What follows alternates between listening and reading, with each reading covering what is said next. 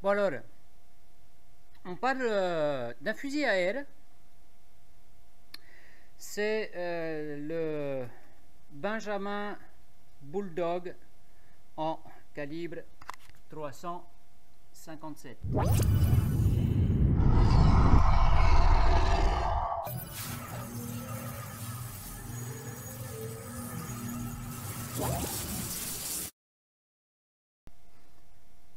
Donc fusil à air en calibre 357. Ici on peut insérer un chargeur de 5 coups. Il y a une grosse lunette dessus, un petit bipied. Alors pourquoi mettre cette vidéo sur El Chauve Feral? Eh bien parce que tout simplement avec ce fusil à air, donc je répète, je prévois de retourner sur Navarino pour chasser les castors avec. Donc, pour ce faire, je teste différentes munitions. La Vortex Big Bore Supreme, qui est un plomb en fait Diabolo. Voilà, donc plomb Diabolo, donc en diamètre 35, donc soit 9 mm, et d'un poids de 81,02 grains, donné constructeur. Je ne les ai pas vérifiés. Deuxième munition, essayée, ou deuxième, ouais, c'est munition. Donc, c'est la Polymag Predator. Donc, on a un Diabolo avec la partie avant plate et une incrustation d'un ballistic tip.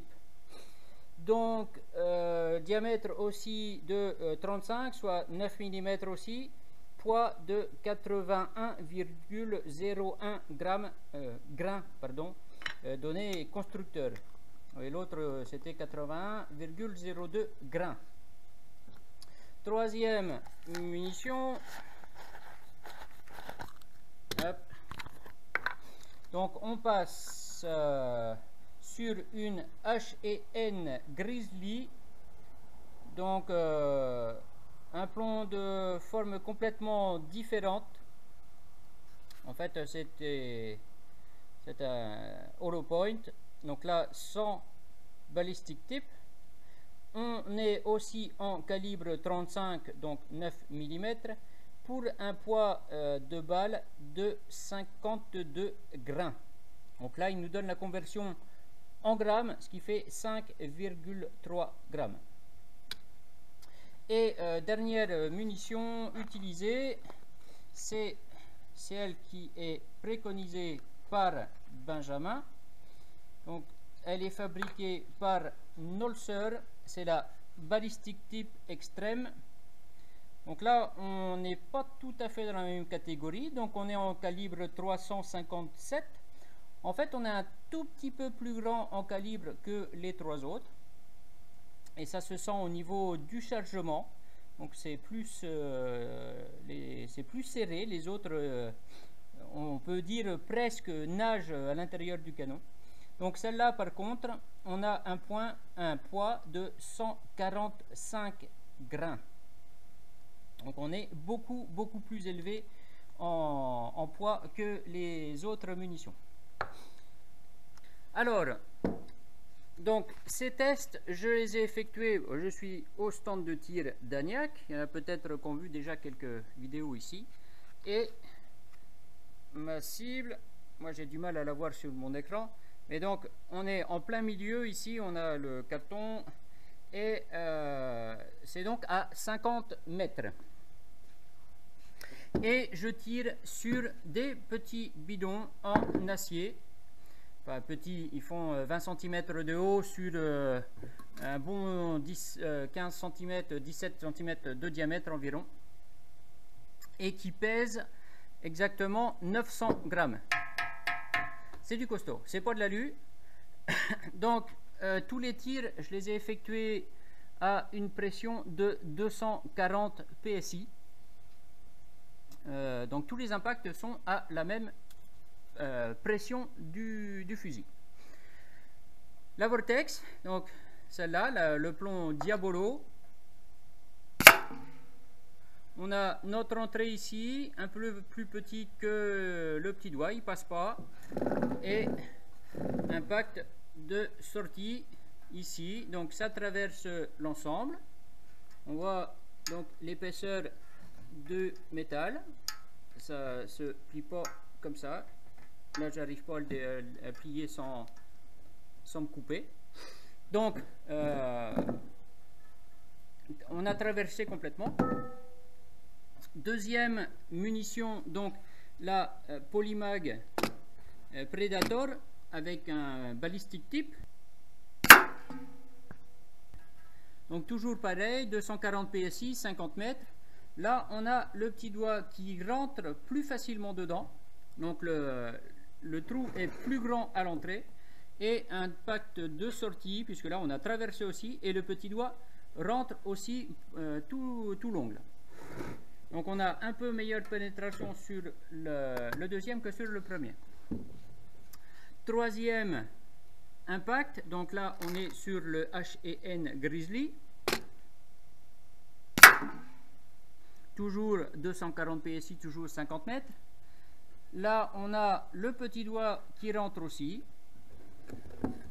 Et impact de sortie. Là le petit doigt ne rentre pas. Mais on a traversé aussi. Et donc dernière munition, la Nolser balistique type extrême. Donc là on a le petit doigt qui rentre dedans assez facilement. On a une grosse déformation.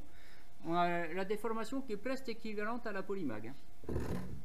Et par contre impact de sortie, là le petit doigt il rentre tout entier. Je peux même y faire rentrer l'index. Il y a même la partie du pouce qui rentre dedans. Donc très grosse déformation au niveau de la sortie. Bon, par contre on est sur une barre qui est beaucoup plus lourde.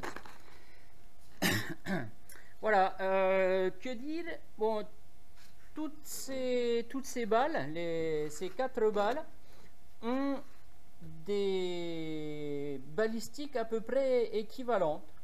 On n'a pas beaucoup de différence au niveau du point d'impact. Donc du point touché au niveau du point visé. On a quelques différences bien sûr, mais on est un peu plus bas au niveau de la Nolser. Elle est quand même beaucoup plus lourde. Bon, étant donné qu'à 50 mètres, j'ai pas terrassé de cible dessus, on s'aperçoit quand même, si on regarde donc, tous les impacts, on n'est pas si loin les uns des autres. Voilà. Que dire de plus? L'inconvénient, c'est qu'on est obligé d'amener une pompe avec soi. Donc cette pompe, je vais l'emmener aussi. Et le gros avantage, c'est que même au Chili, donc avec mon permis de chasse chilien, donc en étant étranger, je ne peux pas acquérir légalement d'armes à feu, mais par contre, je peux sans problème avoir une arme à air. Et avec cette arme à air, donc là, les animaux qui seront visés, puisque je ne fais que de nuisibles là-bas, ce sera le castor en particulier et du cochon sauvage sur la côte ouest. Donc les cochons, ce sera certainement avec du 145 grains, parce que c'est une bête qui est quand même un petit peu plus grosse. Et puis j'ai encore quelques essais à faire pour savoir quelle munition j'emmènerai pour les castors.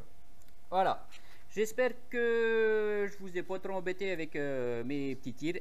Et puis je vous dis à bientôt pour de nouvelles aventures. Allez, ciao!